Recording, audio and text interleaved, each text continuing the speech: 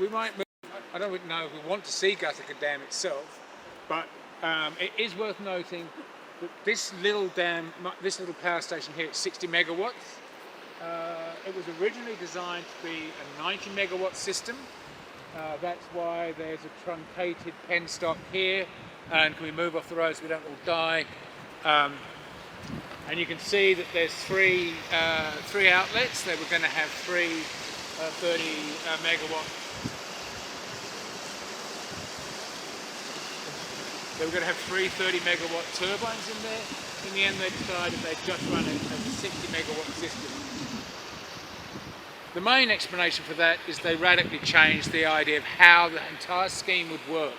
The original scheme had 17 of these power stations, these smaller power stations planned for it. And many of them were going to be underground because the scheme was built to defend us from bombing in the event of another world war. And so the power stations were going to be underground and thus safe from enemy warplanes. They changed the entire plan of the scheme in the course of building it. And this is a genuine engineering marvel, there's no question. In the field, they worked out that they'd be much better off having a much larger role for central Eucambine storage and simply use the two main power stations, Tumut 3, running out down Tumut River into the Murrumbidgee, and Murray 1-2 combined, running down into the Murray system as the main source of generating electricity. Which does leave the question whether this diddy little power station that can't earn a lot of peak power price income anyway, how valuable this station is to them. And in the day where Snowy Hydro used to talk to us in person, the manager, the manager of Snowy Hydro would come and talk to the students, and his main response was, "It's a nice little earner." Now, which is fine. But you can actually calculate estimate dollar income from a 60 megawatt power station like this against the other ecological impacts of damming off this river and all these high country systems, all the little rivers that are diverted into the main dam system back there. And you're starting to talk about what economic value you place on a resource like water against its non-economic ecological value for things like alpine health and alpine riverine health. And that's one of the points that you can run your argument about. I'm looking forward to reading what you come up with.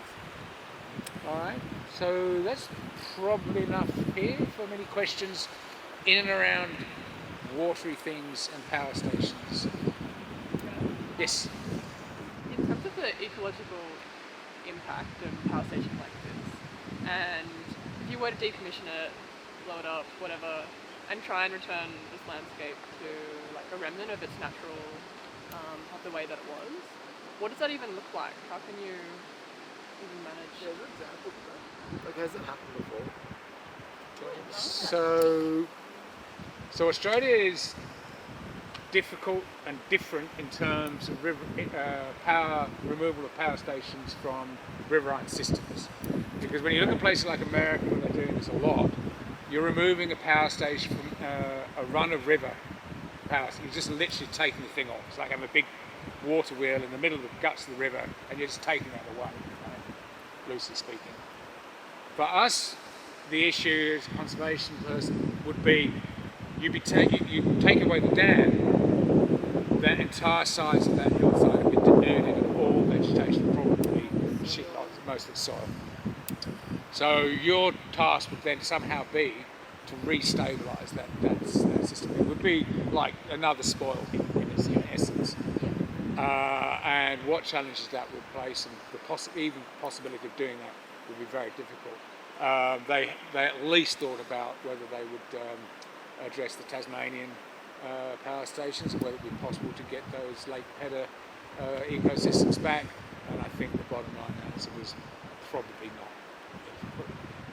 So when we talk about intervening for whatever reason, the lectures were called "It Seemed Like a Good Idea at the Time," right? The thing with ecology, and it also does apply to social systems, but certainly ecological systems, is you can't always just go back there and say, made a mistake, changed my mind, let's put it back as it was before, because a lot of these systems, within our human lifetimes, are not put backable. And we see those, the signature is still in the landscape, particularly in the northern end of the park around Happy Jacks, and the spoil dumps themselves are almost incapable of being regenerated. There's no soil, it doesn't hold soil, maybe there's some soil build-up. It's just a massive scree slope, and it's a very unnatural environment for our park. But just the telltale signs of human occupation of the land is still really clear and evident in the landscape, even though we spend a lot of time regenerating and rehabilitating now. In our lifetime, certainly, it's still going to be very visible. So whether it's reversible is it's a very big question. So the removal is potentially off the cards if you do a cost-benefit analysis, right? But what if we think about what Acacia was saying? Probably ideally she wants like 100% of the original flows to go through the snow. If we were to look at that and the release that would require, would that then, do you think, how much would that drop the dam down? Would that be essentially the removal of the dam, or could we manage a 50-50 where we, I don't know. If you wanted a wild river back to a wild state, then I would guess you would need to remove that dam and Lake Jindabyne and the dam down at Island Bend. There's multiple dams just in a very short space up here. I think about how just intense this river must have been, just looking at the geology here.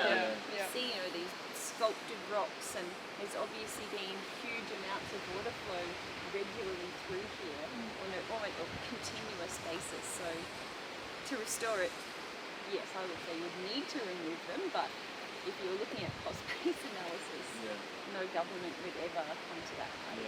Would you like to see an increased release? Yeah, definitely. It's really important to keep our rivers healthy, to have these flushing, flooding events. The last 2 Fridays in a row, we've had 100 mils of rainfall overnight up on the Alpine. And normally those flows would have roared through the river and flushed it out, cleaned it out, stirred it up, done all the things that rivers do, but that just all got stuck up there in the back of the dam. None of it. Because above the dam, it would pump. It's an aquatic landscape up on the Alpine when it is really wet, and it's amazing that it all just stays there. It doesn't get the chance to flow right through. So I can say whether he was being flippant, and sometimes he would be flippant. Again, Rod Mason asked the same question. He said he wouldn't do anything. He said he'd just walk away and leave it there, and nature would sort it out. I think he was thinking across larger timescales than some of us in human ecology would typically be thinking across. But that was some of the ways he'd let his stories run, when he'd also be reflecting back on the fact it sort of didn't matter, because in his cultural memory, these river systems flowed in that direction down towards the Murray anyhow. So, which is a sort of geologically timescale apparently true. And then this question about, when we talk about restoration, you need to have a conversation about what feasibly are you restoring something to. And we can talk about this in the context of, restoring urban river systems back there, in Canberra, Sullivan's Creek. What are you trying to get it back to?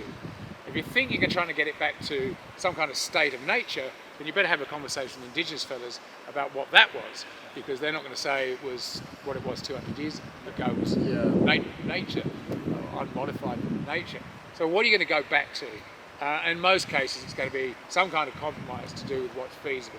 In the case of the Snowy River, theoretically, there's a return of 21% of natural flows. If the money can be found, rising to 28%. The money's never been found.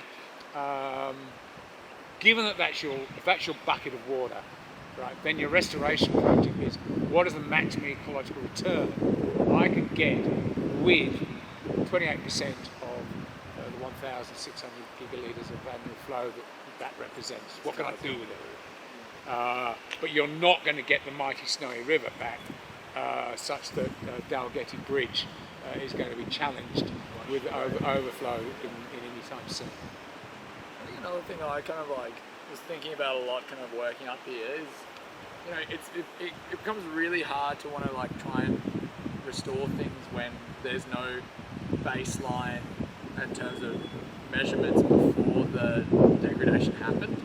So say like that, like maybe in terms of restoring this river, restoring to a state like where we don't know what was even there before, because no one really looked that hard. We're just like there's water, whatever.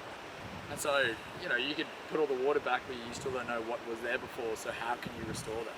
I think that's why it's important to like measure stuff really and work out what's here now, because without knowing what's there, how can you even conserve it? Like how can you even pretend to conserve it if you're not even aware of what it is? Yeah. Looking like a true quantitative scientist, man. I like that. Yeah, that's what the thing I was thinking about the beetles. Is like I have no idea in terms of if I do a beetle survey, I don't know if it's good or bad in terms of what I find. There's no baseline for me to compare it to. But now that I have it, now I can come back next year and look and go, okay, this is maybe something's wrong or maybe things are going right. But without having that measurement, you just don't know. It really makes it hard. I was lectured to by the ecologist who worked on Sydney Airport's runway, the one that goes out into the bay, and he was pleading with there to be some kind of baseline study about how that water system, part of the ocean frontage worked, so you can actually answer the question whether sticking a really great big runway out in the middle of the bay harm things, change things, what do they do? And nobody did the survey, so nobody knows the answer. Probably didn't improve things. I think some people but like you don't know. that, like some people are like, I'm glad I don't know. It's going to kind of plead ignorance. And that's awful. That's an awful way to do things. So if you're looking at like climatic timescales as well, the river would have been really different over much longer periods. Going back 12,000, 15,000 years when it was still glacial. Maybe the river was very, very low for most of the year, and then spring melt, some melt would have happened, and then it would have raged again. But certainly, as the climate was warming up after the end of the Pleistocene, I guess it was, the flow would have increased dramatically, but it wouldn't be that big still because our snowfalls are getting smaller and smaller. Yeah, so I think it's a very dynamic environment anyway. To restore it to what level would you restore it to? I think just allowing natural flow would be a pretty good start. Yeah, absolutely. Even allowing 28% of the natural flow would be a really I great guess it's start. looking like functional ecology. Like you're not trying to what even is wilderness. In a place like Australia where there's been human management for such a long time, then you're not restoring it to some beautiful, wow, it's pristine and no one touches its state. You're restoring to a state of functionality and it works and it's not getting worse and it's kind of like a self-sufficient system. And I think part of that is acknowledging that it's an adaptive system and building scope for adaptation into the ways that we are doing restoration and management. Yeah, that's right. It's getting resilience back into the landscape, letting it be able to cope with those changes. Yeah, there's some great stories from America about their kind of like how resilient some of those systems are. Like once they kind of remove these dams, just like how quickly things kind of go back and how quickly the river sort of returns to this state. Where it's kind of like it's got itself back together. It's amazing. We may wrap up on all things watery and I think move on to Charlotte from here at the back. Just on that point, the final thing was one of the strong pushes to remove the Moamba Dam weir is that is a 38 gigalitre annual flow system, which is peanuts in the grand scheme of things. If you remove that weir, you would have natural headwater connectivity up that river system in ways that whatever you did to this part of the Snowy wouldn't be helped by the fact that unless you're going to take away Island Bend and thus really start to mess with how the ski works further down, this wouldn't connect anyhow. But the Moamba would. And the argument for people like Acacia Rose, and I'm not pushing her argument particularly here, was that in terms of lost flows of water, that would not be a big cost. And the other thing is in water calculated as kilowatt hour generated per megalitre of water released, which is what you're really talking about from the economic perspective, the value of running these systems. It wouldn't cost very much because it's water that's flowing into Lake Jindabyne, where there are no power stations, and so to make Lake Jindabyne water produce electricity, you have to pump it back up into the main holding dams at Yukonbean or let it flow direct down to the Murray. Actually can't flow back into Yukonbean, so it can't even go there. So you'd have to pump it back up and let it go down Murray 1 and Murray 2. And then to work out what each litre of water would be, you need to work out that if 2 litres of water produce 1 kilowatt, if that's the conversion rate, what's the price in the market by the time that water gets there? And I would suggest to you, without being overly biased, that it's not a lot of economic value. And surely bringing that connectivity back in would do wonders for the ecology of the riverine system, right? Fish breeding and moving up in the air. You wouldn't see any of that in this kind of stilted system. I'll just take this question. Why was that dam even there? Because you had an engineering mindset, you paid engineers to do a job. So a message to all of you budding engineers, just be really careful what you ask an engineer to do, because they'll 9 times out of 10 they'll do it. These days they did it on budget as well. That's possibly changed, but they did it. So this scheme, I believe the only place they missed the water they had calculated they could trap is that the Opera